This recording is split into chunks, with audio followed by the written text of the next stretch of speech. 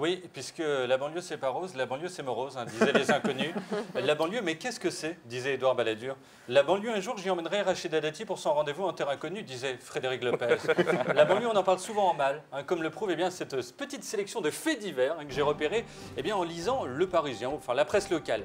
La banlieue, c'est d'abord un territoire hostile, rempli d'espèces dangereuses. Même Nicolas Hulot ne les survole plus en ULM.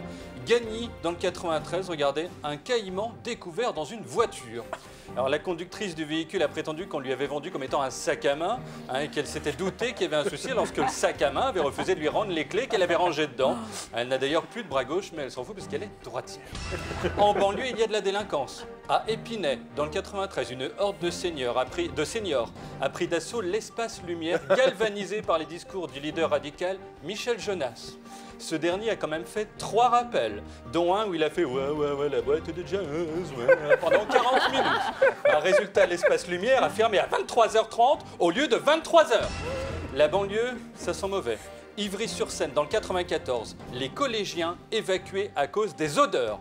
Alors, fausse alerte, en réalité, il était simplement 17h, fin de journée, et il s'agissait juste de l'odeur naturelle des ados. Un mélange de sueur, de shit froid et de Biactol. En fait, on a la même à Paris. Ils ont même plus la force de huer. En banlieue, le pouvoir d'achat est faible, ce qui est normal vu qu'on passe sa vie à tout racheter. Regardez, à Torcy, dans le 77, il vole son ancienne voiture pour la vendre 2 fois.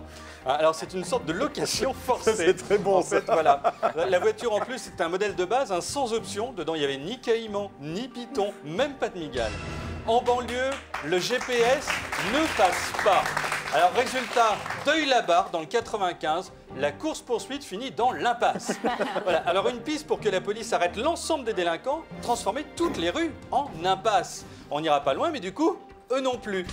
La banlieue, c'est la violence faite aux enfants. Regardez, c'est terrible, à Clamart, dans le 92, la petite Manon a été inscrite de force au concours Bébé Cadom.